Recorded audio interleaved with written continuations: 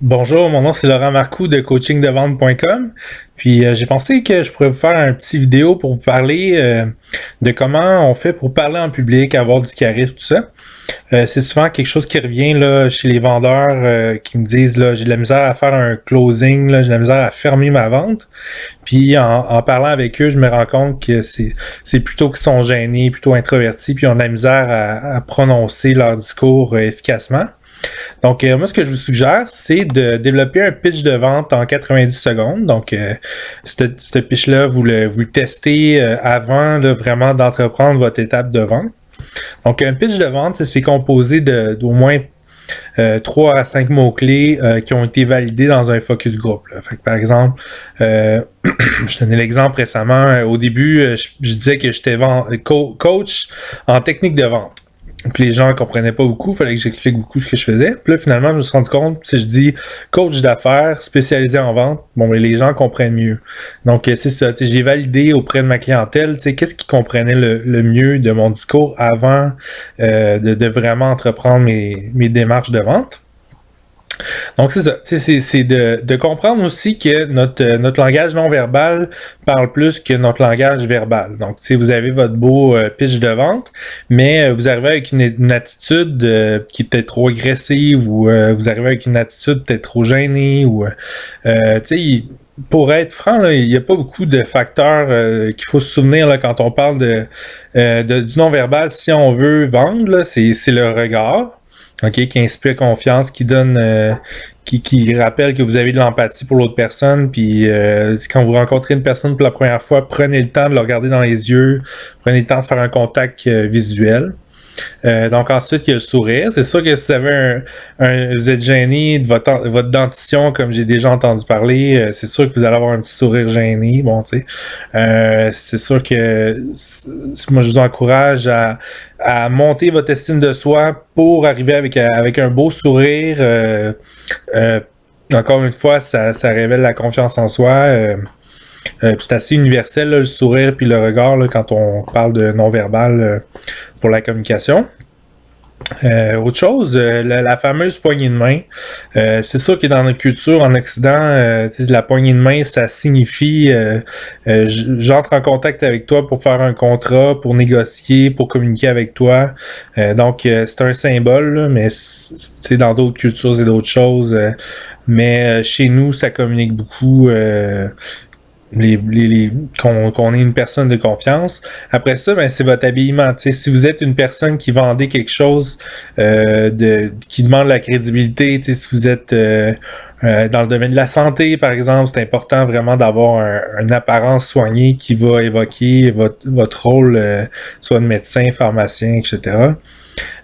Si vous vendez des objets de mode, comme j'ai dit récemment à une personne qui ouvre une boutique de mode, je lui ai dit, tu parais bien, là, c'est pas ça le problème, mais il va falloir que tu montes ton habillement d'une coche là, parce que tu deviens une référence en mode.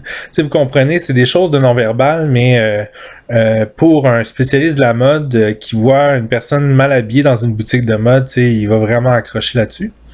Même chose, si vous vendez en équipe, ça peut être bien là, d'avoir des t-shirts de compagnie, des logos de compagnie sur votre polo, etc. Puis il y a une personne qui a fait son marketing en vendant des t-shirts, puis ça a fonctionné. Ça peut être un moyen de faire de la promotion aussi, parce que vos premiers employés, ils finissent par faire de la vente pour vous, par bouche-à-oreille, tout ça. Fait que l'habillement, après ça, c'est important aussi quand on parle de vente, de savoir organiser son discours. Là. C'est pas juste d'avoir un intro, développement, conclusion. Essayez d'avoir comme une courbe comme ça dramatique dans votre discours. Au début, ça commence avec un petit punch. Ensuite, vous perdez un peu d'intérêt. Là, vous raccrochez tranquillement, pas vite. Vous mettez du suspense dans votre discours. Suspense, suspense, suspense. Là, il y a un point focus qui est le moment que vous voulez que les gens se souviennent de votre conférence.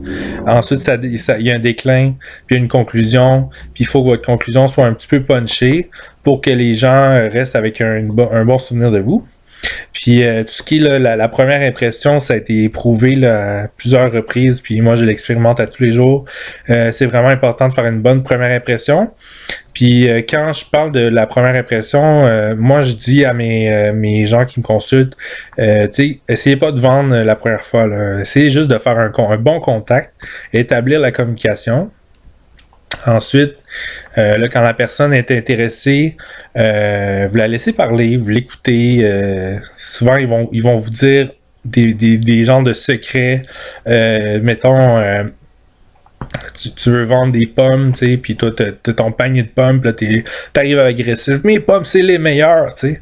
Là, les gens, ils vous écouteront pas, t'sais. Mais si vous arrivez dans un endroit, vous vous rendez compte que tous les midis, les gens se présentent là, puis ils aimeraient savoir une collation santé, mais ils en ont pas. Puis là, vous faites une négociation avec le propriétaire de la cafétéria. Tu sais, c'est comme ça qu'on crée des relations d'affaires. Là, vous allez pouvoir vendre votre panier de pommes à tous les jours à cette cafétéria-là. Mais si vous arrivez avec votre pitch de vente, puis vous essayez de vendre vos pommes, directement dans la cafétéria, sans avoir vraiment planifié vos affaires, sans avoir de relation de partenariat dans une cafétéria, sans avoir de publicité conjointe avec la cafétéria. Vous comprenez, c'est pas comme ça que ça fonctionne vraiment. Il faut prendre le temps d'écouter les besoins.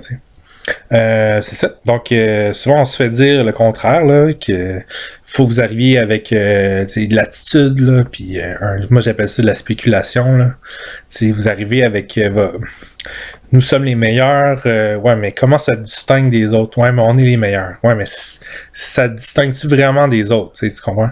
Ouais, mais nous, on est les plus rapides, on est les meilleurs prix. Ouais, mais dans 2 semaines, là, il y a quelqu'un qui va te concurrencer, tu sais, parce qu'il va arriver avec le même pitch de vente que toi, qui va te dire je suis rapide, je suis meilleur. Tu sais, ça marche pas ce genre de discours-là.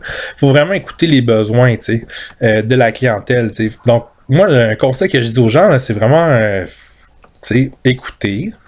Premier, avoir de l'empathie pour ton client. Tu sais, fait que le premier contact, la première impression, c'est ça. Tu bâtis une relation de confiance. Donc, t'écoutes. Tu commences, tu sais, quand tu rencontres, on peut faire un parallèle, là, quand tu séduis une fille pour la première fois, est-ce que tu vas te mettre à parler pendant 1 heure de temps sans l'écouter, ou tu vas chercher plutôt des genres de points en commun que tu as avec cette fille-là ou ce gars-là? Tu sais, tu vas chercher des points en commun, puis c'est ces points-là en commun sur lesquels vous allez bâtir votre relation avec des valeurs communes. Tu sais, là, la fidélité va s'installer. Hein? Ben, c'est la même chose dans un processus de vente. Donc, juste répéter un petit peu. L'importance du non-verbal, structurer son discours, essayer d'arriver avec un pitch de vente avec 5 mots, 3-5 mots-clés. Pas plus que ça, là, ça n'a pas besoin d'être très long, qui va vraiment résumer votre approche. Ensuite, le sourire, le contact avec les yeux, la poignée de main, c'est toutes des choses classiques. S'habiller pour, comme les Anglais disent, look the part, ressembler à incarner le rôle que vous voulez jouer dans la société. Puis écoutez vraiment vos clients. Donc, moi, je vous dis, là, ces choses-là, vraiment de base, là, qui peuvent sembler là, ça semble un truc d'amateur, là. Mais sur le terrain, là, c'est ça qui fait la grosse différence entre une personne qui va rencontrer 100 clients et qui va pas les écouter, puis une personne qui va rencontrer 100 clients et qui va les écouter. Vous comprenez? C'est cette qualité-là de relation qui va faire la différence une fois là, qu'on a arrivé à contacter 100 clients. Bon, vous allez me dire peut-être c'est difficile de rencontrer 100 clients. J'en conviens. Là, il y a un travail, il y a une compétence à acquérir là-dessus. Si vous avez de la difficulté à faire ça, je vous invite à visiter mon site web et à me consulter.